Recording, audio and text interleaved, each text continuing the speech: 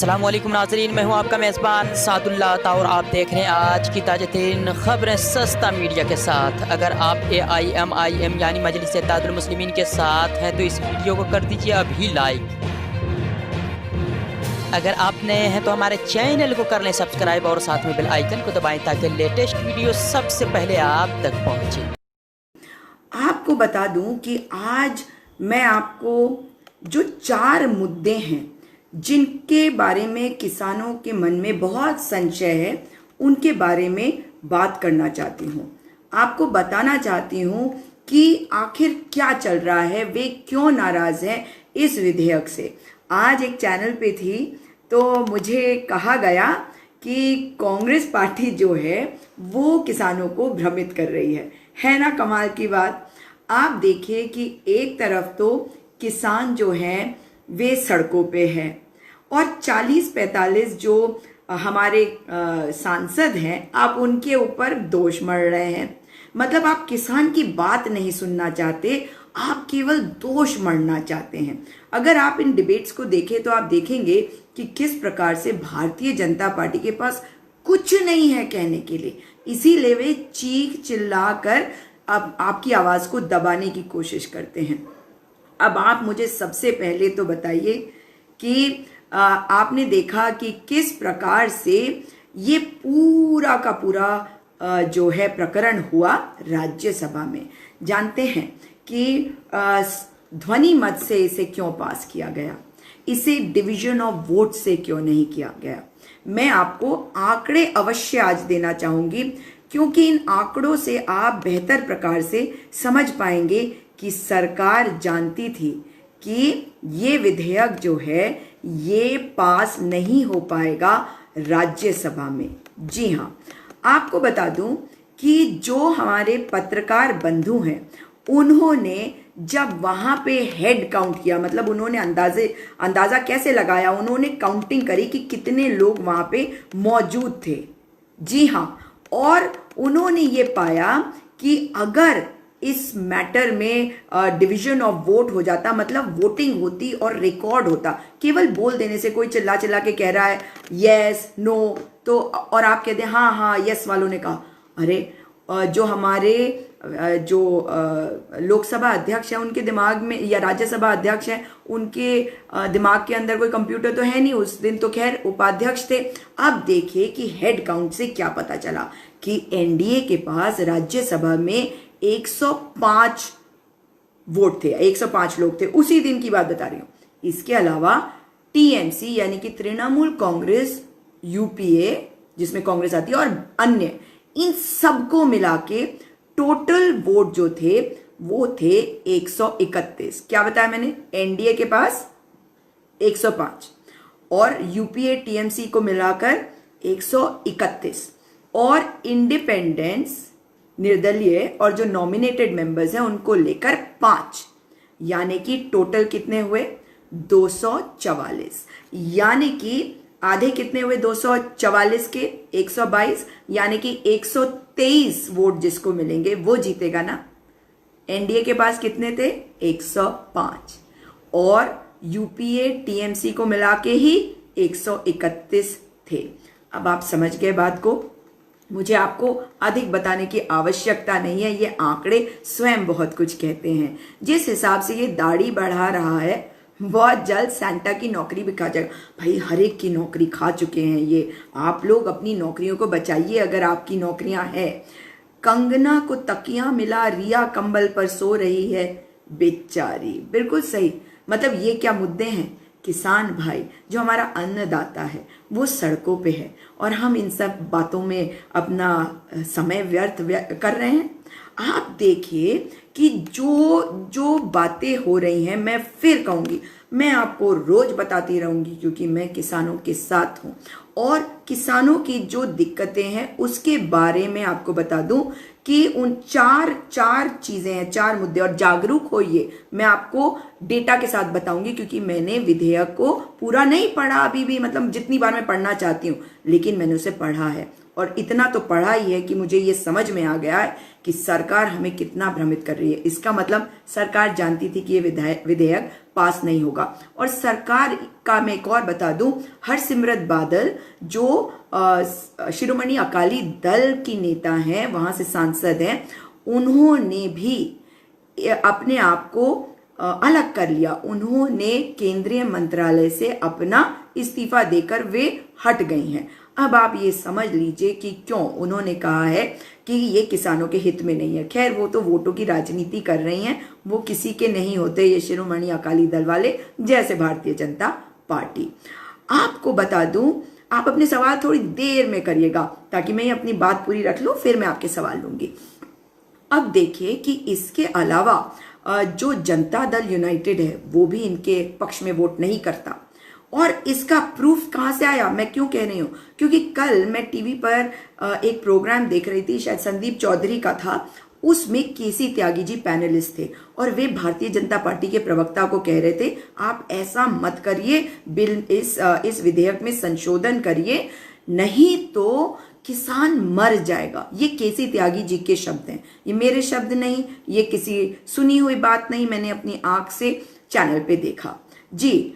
अब देखिए कि जो किसान कह रहा है वो क्या कह रहा है, वो कह रहा है कि एमएसपी यानी कि मिनिमम सपोर्ट प्राइस यानी कि न्यूनतम समर्थन मूल्य, इसके बारे में विधेयक में कहीं नहीं लिखा है। आप मुझे बताइए, आज मोदी जी प्रधानमंत्री हैं, आज मोदी जी प्रधानमंत्री हैं, कह रहे हैं मेरी बात पे विश्वास करो। कैसे विश्वास कर लें?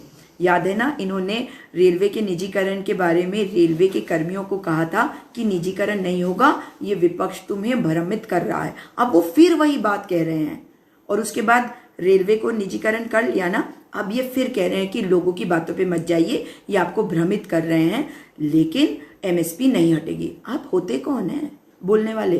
अरे भाई विधेयक है, कानून है, लिख के छोड़ दो। अगर उसमें लिख दिया आपने तो किसानों की एक समस्या का समाधान हो जाएगा। बिल का डिटेल है, बिल्कुल बिल का डिटेल मैं आपको बताती हूँ। अब देखिए कि वो ये कह रहे हैं, किसान कह रहे हैं कि मंडी व्यवस्था, मंडी में जो बिचौलिए होते हैं जिनको आढ़ती कहते हैं, उनके साथ किसानों का बहुत गहरा रिश्ता होता है, शादी ब्याह का, मरने जीने का, और उनको उन पे विश्वास होता है। इसीलिए कोल्हू पे जाके कभी कभी किसान जो है अपनी फसल को छोड़ आता है बजाय कि मिल में दे के आए। मालूम है क्यों? अभी आज की बात बता दूं आपको कि पश्चिमी उत्तर प्रदेश में जो मिल मालिक हैं उन्होंने अभी तक किसान का गन्ने का बकाया पिछले साल का नहीं दिया और अगले साल की फसल की तैयारी कर रहा है किसान। अब ऐसे में क्या वो इंतजार करे मिल मालिक को देने की, या वो कोल्हू पे जाके छोड़ा है जहां उसे 2 पैसे कम मिल जाए मगर उसे कैश में पैसा मिल जाएगा, वो अपने खेत की तैयारी कर लेगा, है ना। मगर इसके अलावा आपको बता दूं, एमएसपी को लेकर जो चिंताएं हैं, उसके पहले मैं एपीएमसी यानी कि फार्मर्स मार्केट यानी कि मंडी के बारे में बता दूं। आप देखिए कि जो मंडी व्यवस्था है वहीं पर तो है ये न्यूनतम समर्थन मूल्य एमएसपी, तो वहां पे जब किसान बेचने जाता है तो उससे एमएसपी से कम प्राइस पे नहीं खरीद सकता कोई भी आढ़ती, कोई भी बिचौलिया, तो उसको वो मिनिमम सपोर्ट प्राइस अवश्य मिलता है। तो ये व्यवस्था किसके लिए बनाई गई थी? इस मंडी व्यवस्था के लिए। अब सरकार कह रही है कि आप जो है मंडी में अपना माल बेच सकते हैं या जाके अपने प्राइवेट प्लेयर को बेच सकते हैं, लेकिन यहाँ गड़बड़ जानते हैं क्या? मंडी में अगर किसान जाता है तो उसे शुल्क देना पड़ेगा, और अगर वो प्राइवेट प्लेयर के पास जाता है तो उसे शुल्क नहीं देना पड़ेगा, है ना, कोई टैक्स नहीं लगेगा। तो किसान भ्रमित होके कहाँ जाएगा? जहां उसे टैक्स नहीं देना पड़ेगा, ठीक है। तो वो टैक्स नहीं देने के चक्कर में प्राइवेट व्यापारी के पास जाएगा और मंडी जो है वो धीरे धीरे करके बंद हो जाएगी, क्योंकि शुल्क नहीं मिलेगा तो मंडी नहीं चलेगी और मिनिमम सपोर्ट प्राइस तो वैसे ही खत्म हो जाएगी। मैं उम्मीद करती हूँ आपको मेरी इस बात को समझ में आ गया होगा। अब देखिए, जब मिनिमम सपोर्ट प्राइस की बात आती है, जब प्रधानमंत्री जी जो बात कह रहे हैं, आप मुझे बताइए, अगर विधेयक में लिख देते तो ये तो पक्का हो जाता, नहीं ये गारंटी हो जाती कि एमएसपी पर ही जो प्राइवेट प्लेयर है, बड़ा व्यापारी, वो खरीदेगा। अब नए कानून में क्या सरकार ये लिख कर देने को तैयार है कि किसान को एमएसपी जो है वो वाला भाव देना ही पड़ेगा, जो भी आ जाए, अंबानी भाई साहब हो, अडानी हो, या कोई ABCD भाई साहब हो, या 1 2 3 हो। इसके अलावा किसानों को एमएसपी अगर नहीं मिलता तो क्या सरकार एमएसपी देने की गारंटी लेगी? अगर एमएसपी कंपनी ने नहीं दी, निजी व्यापारी ने, बड़े व्यापारी ने, तो कंपनी को सजा का प्रावधान करा जा सकता है या नहीं? क्या ये ज्यादा है जो किसान मांग रहे हैं, जो कह रहे हैं कि आप ये कर दीजिए? मंडी का शुल्क 5% होता है। केवल इस 5% से बचने के लिए जब किसान जाएगा उस निजी व्यापारी के पास, इधर की तरफ मंडी बंद हो जाएगी। अब किसान जो है वो पूरी तरह से इस निजी व्यापारी, बड़े व्यापारी के ऊपर डिपेंडेंट हो जाएगा। अब क्या होगा? एक और चीज इसके पहले बता दूं आपको, एसेंशियल कमोडिटीज एक्ट है, यानी कि जो अनिवार्य चीजें हैं उसको इसमें रखा गया। इसमें से अगर धान और जो गेहूं है इसको हटा दिया गया तो क्या होगा? बताऊं क्या होगा? बताती हूं। तब क्या होगा कि सरकार जो है इस पे GST भी लगा सकती है, क्योंकि अब ये एसेंशियल कमोडिटीज के दायरे से बाहर आ गया, पहली बात। दूसरी, इससे भी बड़ी और इससे भी खतरनाक बात है, वो ये है कि मनरेगा जैसी स्कीम्स में आप जानते हैं ना कि गेहूं और चावल जो है वो बांटा जाता है। क्यों बांटा जाता है? क्योंकि उसका एक MSP होता है, बहुत कम दाम पे किसान से सरकार उसे खरीद सकती है। लेकिन अगर सरकार खरीद नहीं सकेगी तो वो वैसे भी क्यों खरीदेगी जब सस्ते में नहीं मिल रही है? और जब नहीं खरीदेगी, एसेंशियल कमोडिटी नहीं है, अनिवार्य नहीं है, तो फिर इसे बांटेगी क्यों? समझ गया? तीसरी चीज, बहुत बहुत ही इंपॉर्टेंट चीज है कि सरकार अब इंस्पेक्शन नहीं करेगी। अब इंस्पेक्शन करने वाला कंपनी का कोई नुमाइंदा आएगा, वो इंस्पेक्शन करेगा। अगर उसको लगेगा कि इसे पास करना है तो वो पास करेगा, नहीं करना है तो नहीं करेगा। इससे क्या होगा कि पहली बात तो किसान को उसे घूस देना पड़ सकता है, जो वो कहेगा उसे करना पड़ेगा। वो कहेगा कि नहीं मैं तेरा पास नहीं करता, तो वो कहेगा यार तू किसी भी दाम पे ले ले, मुझे तो अपने खेत के लिए अगली तैयारी करनी है, तो जो पैसा मिलता है मैं ले लूँ। होगा या नहीं होगा? इसके बाद एक और बहुत बड़ी बात आपको बता रही हूँ। इस विधेयक में लिखा है और मैंने पढ़ा है कि अगर कोई विवाद होता है इस बड़े व्यापारी और किसान के बीच में, तो किसान न्यायालय नहीं जा सकता। आप सोचेंगे मैं क्या बोल रही हूं? तो कहां जा सकता है? जा भी सकता है या नहीं? जा सकता है। वो जा सकता है SDM के पास। SDM के पास से ये मैटर अगली स्टेज पे जाएगा DM के पास, और उसकी अगली स्टेज पे एपीलेट अथॉरिटी। आप मुझे बताइए, SDM और DM किसकी बात सुनेंगे? किसान की बात सुनेंगे या उस बड़े व्यापारी की बात सुनेंगे जो ऑनलाइन खरीदारी भी कर सकता है? और याद रखिएगा कि जो हमें भ्रमित करा जा रहा है ना कि किसान कहीं भी बेच सकता है, ये पहले भी बेच सकता था, मगर किसान के पास इतना पैसा नहीं होता था। किसान जो है वो दूसरे की जमीन को खरीद कर उसमें किसानी करता है। 70% जो किसान है वो दूसरे की जमीन पर किसानी करता है। अब जो जमीन का मालिक है वो इस किसान को हटा देगा। वो कहेगा तुझे किसानी करनी है, मैं जमीन जो है वो कॉन्ट्रैक्ट पे दे रहा हूं इस बड़े व्यापारी को। अब इसकी मर्जी है कि वह तुझे रखे या ना रखे। किसान हो गया ना खत्म। अब आप समझ लीजिए कि मैं जो आपको बातें बता रही हूं इसमें कितनी इंपॉर्टेंस है। अब आप मुझे बताइए, आपको मैं एक और चीज बताना चाहती हूं कि आप ये देख लीजिए कि जैसे धान की बात कर लूँ मैं, तो धान का अभी जो MSP है वो 1750 रुपये प्रति क्विंटल है। और जानते हैं क्योंकि सरकारी जो मंडियां हैं वो बंद होने के कारण इस वक्त मार्केट में हमारा किसान जो है 1000 से 1200 रुपये में बेच रहा है। यहाँ तक कि मैंने ये भी सुना, एक ने मुझे ये भी बताया कि 560 रुपये प्रति क्विंटल में बेचा जा रहा है। जानते हैं इससे क्या होगा? जमाखोरी। कैसे बताऊं?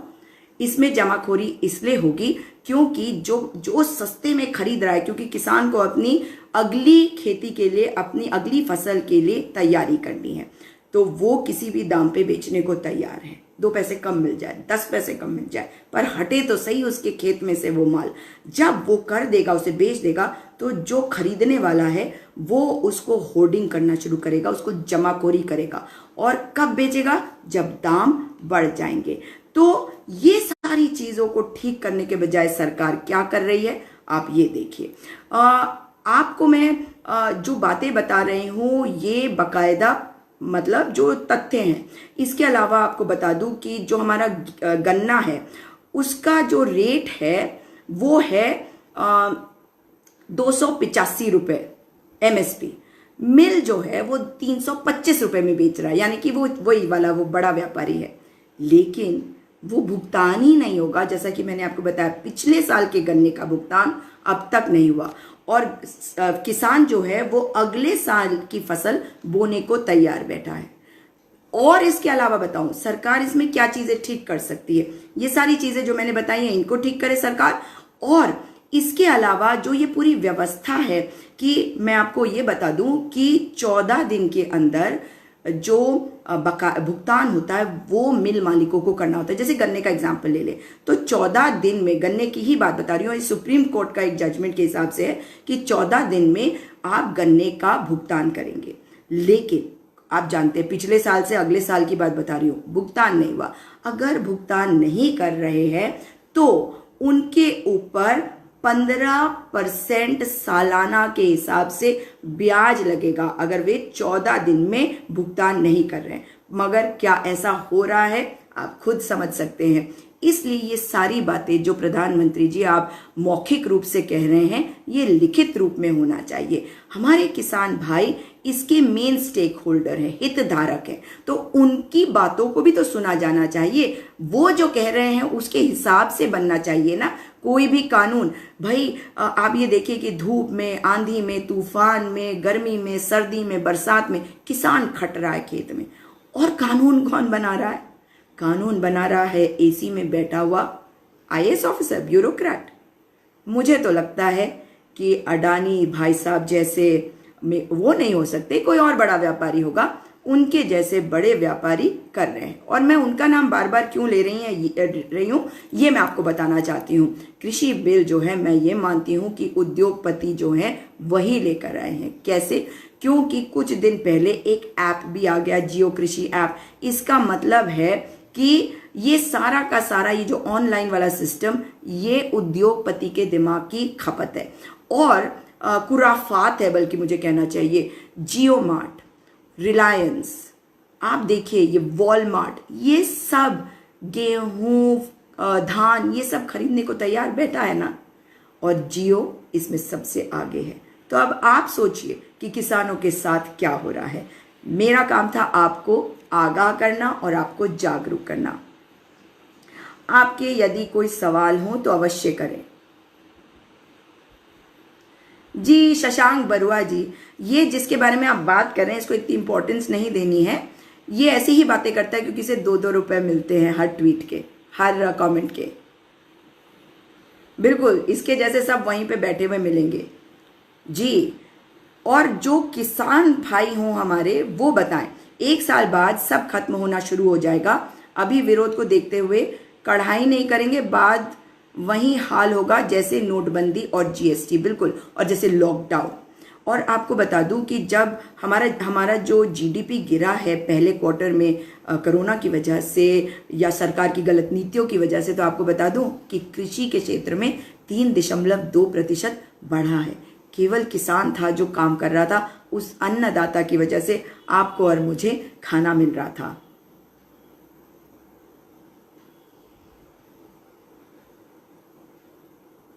हुकुमशाही चालू आहे त्यावेळचे टीवी प्रक्षेपण। आपने किस भाषा में लिखा मेरी समझ में नहीं आ रहा।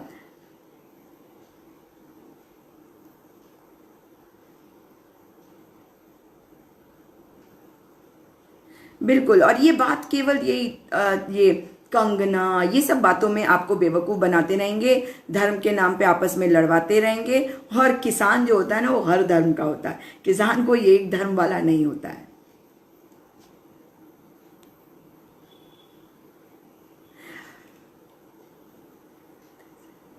जी अभिषेक जैन, आप कह रहे हैं आपने एक एक तथ्य सही है। मैंने किसानों से बात करी है तभी अपने तथ्य रख रही हूं। एमएसपी तय क्यों नहीं की, मैं यही कह रही हूँ। और इसके बारे में लिखिए, बोलने से क्या होता है। आज आपने बोला, कल कहेंगे जी ये तो हमने पिछली बार कहा था, अब की बार नहीं होगा। जी धन्यवाद कपिल खींची जी, अब्दुल गनी जी धन्यवाद। अच्छा, नूर बानू जी कह रही हैं कि वो मराठी में लिखा हुआ है जी, पर मैं आप लोगों से यही उम्मीद करती हूँ कि आप लोग भी हमारे किसान भाइयों का साथ देंगे। जी दीपक तोमर जी भी कह रहे हैं मैं वहीं से हूँ, आप बिल्कुल ठीक बोल रहे हो। भंवर सिंह चौधरी जी कह रहे हैं शाबाश। कमल भूषण मल्होत्रा जी कह रहे हैं गुड। कासमी जी कह रहे हैं बहन आपको अल्लाह सलामत रखे, आपने जनता के दुख को लोगों तक पहुंचाने का प्रयास किया। रजनी शर्मा जी आप सॉरी क्यों लिख रही हैं। नमस्कार देवेश जी। अब देवेश जी आप जानते हैं कि किस प्रकार से हमारे पंडित पुरोहितों के साथ हो रहा है, हमारे ब्राह्मण समाज के साथ हो रहा है। देवस्थानम बोर्ड को लेकर हमारे पंडित पुरोहित सड़कों पे, अब किसान सड़कों पे हैं। ब्रिजेंद्र यादव जी आपने बिल का डिटेल मांगा था, उम्मीद कर रही हूँ कि इससे कुछ हद तक मैंने आपकी जो डाउट्स हैं वो क्लियर करे होंगे।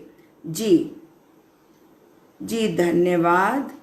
आप कह रहे हैं आरसीएम क्या होता है।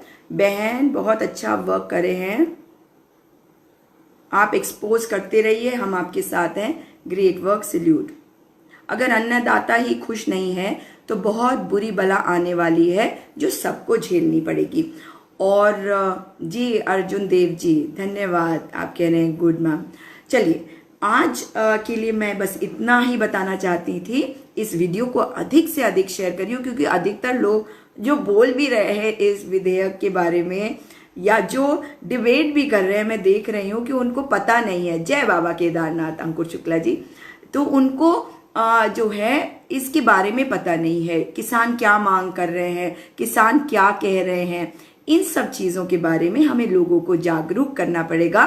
तो आप लोग इस वीडियो को अधिक से अधिक शेयर करिएगा अगर आपको मेरी बातें ठीक लगी हों।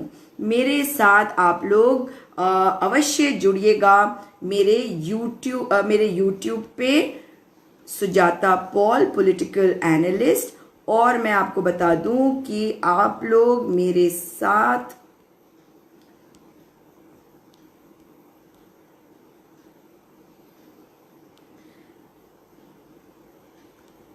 मैं आपको अपना ट्विटर अकाउंट भी साझा कर रही हूं आप लोगों के साथ, उस पे भी अवश्य जुड़िएगा। सुजाता इंडिया फर्स्ट, मैं भी एक बार चेक कर लूं, मैं भूल जाती हूँ। सुजाता इंडिया फर्स्ट जी, तो ये है मेरा ट्विटर अकाउंट, इस पे भी जरूर आइएगा। आपने बिल्कुल सही बात की है, किसानों का आज दिल टूटा है, कल हम लोग टूटेंगे नहीं। हम किसानों के साथ खड़े हैं, हम उन्हें टूटने नहीं देंगे, हम उनके साथ खड़े रहेंगे। जीत अवश्य हमारी होगी। अगर जीत किसान भाइयों की होगी तो हम सब की जीत होगी, भारत देश की जीत होगी। वेरी नाइस वर्क कह रहे हैं, धन्यवाद। जनता को मूर्ख बनाने व मूर्ख समझने वाली सरकार, दिनेश सिंह जी कह रहे हैं। और मैं उनमें से किसी का भी कमेंट नहीं पढ़ूंगी जो लोगों को भ्रमित कर रहे हैं, क्योंकि ये 2-2 रुपए के कमेंट पे बिके हुए हैं। ये देश प्रेमी नहीं है, ये देश के गद्दार हैं। इन्हें शर्म नहीं आती, एक दल का साथ देते हैं, देश के बारे में नहीं सोचते। आप लोग देश के बारे में सोचिएगा। दोबारा आपसे मुलाकात होगी। जय हिंद, जय भारत।